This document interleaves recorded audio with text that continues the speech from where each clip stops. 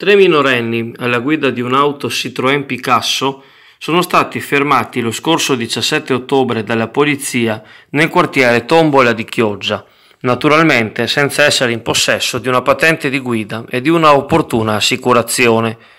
I tre minori erano comunque riusciti ad accumulare in breve tempo una serie di contravvenzioni verbalizzate e arrivate al legittimo proprietario della vettura, un residente in via Cicogna Sottomarina, il quale, forse incautamente, l'aveva lasciata incustodita durante il periodo di non utilizzo.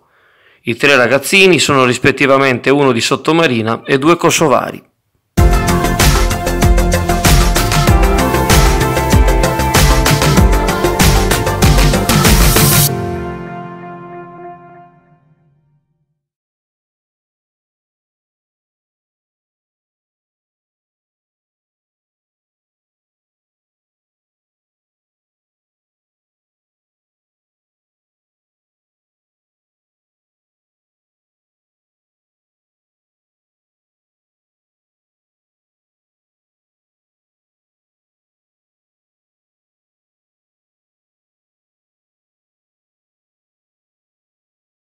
Il 22 ottobre scorso, Chioggia Azzurra aveva ricevuto via mail una comunicazione dallo studio dell'avvocato Guido Galletti di Treviso.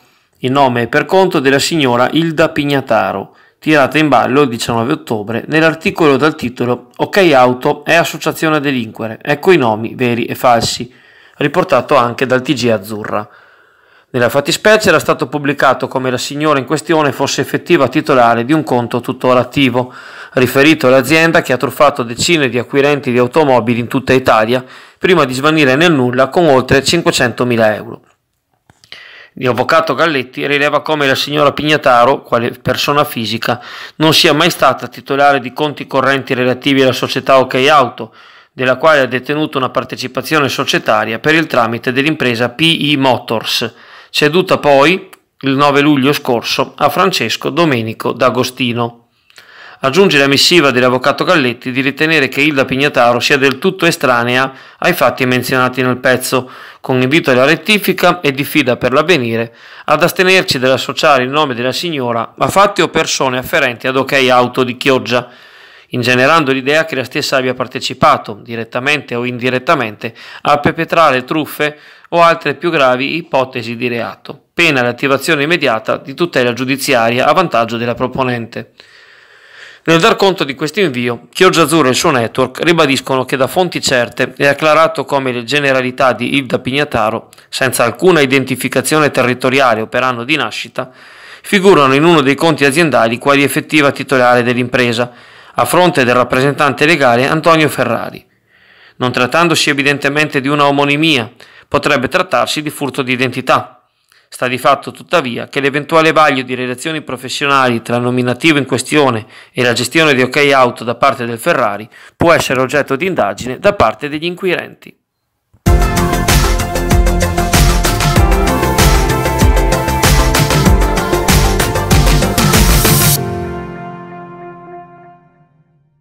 Uno sciopero che si annuncia di cospicue dimensioni interesserà i trasporti extraurbani nella giornata di venerdì 26 ottobre.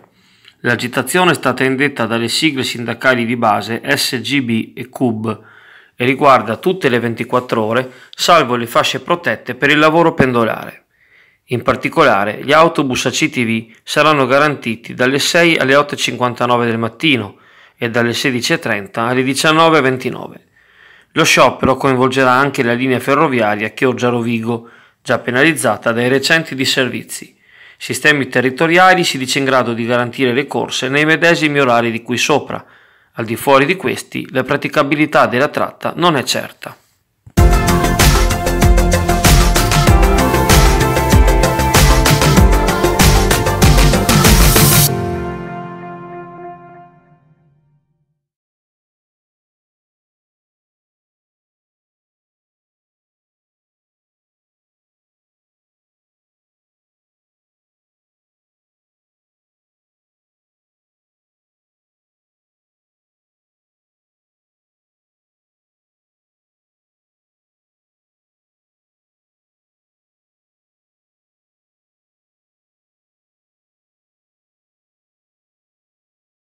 Questa mattina, al terminal passeggeri della stazione marittima di Venezia, sono cominciati i lavori del convegno Land of Venice, Land of Value, che discute il piano strategico per il turismo in Veneto.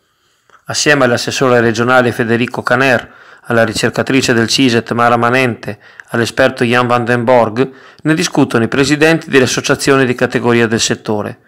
Chioggia e Sottomarina sono presenti alla manifestazione con il presidente degli albergatori Giuliano Boscolo, quello dei concessionari balneari Giorgio Bellemo e con l'assessora al turismo Isabella Penzo.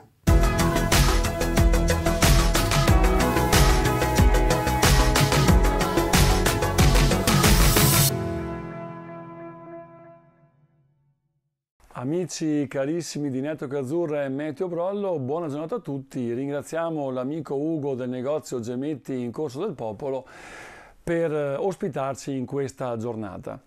Dunque, molta carne al fuoco in questo appuntamento. Vi spiegherò un po' quello che sta succedendo al tempo sulle nostre zone. Dunque, abbiamo visto che dopo il passaggio abbastanza perturbato e intenso dell'altro ieri, il tempo si sta ristabilizzando e anche le temperature stanno aumentando in maniera verticale. Questo perché un cuneo anticiclonico piuttosto robusto si sta di nuovo impadronendo per qualche giornata del tempo sulle nostre zone, garantendo di fatto una schizzata improvvisa delle temperature che si porteranno ancora oltre i 20-22 gradi. Ma naturalmente e soprattutto sulla parte pedemontana e collinare. Ma anche sulle nostre zone ovviamente percepiremo questo cambiamento sensibile nelle temperature massime soprattutto. Ma naturalmente la cosa durerà poco perché da giovedì, venerdì le correnti cominceranno a cambiare, si instabilizzeranno, cominceranno a richiamare correnti meridionali. Perché un fronte piuttosto organizzato proveniente dal nord Europa sfonderà tra venerdì e sabato anche le Alpi, portandosi nel Mediterraneo centrale e quindi creando i presupposti per quelle famose piogge autunnali che tanto ci sono mancate.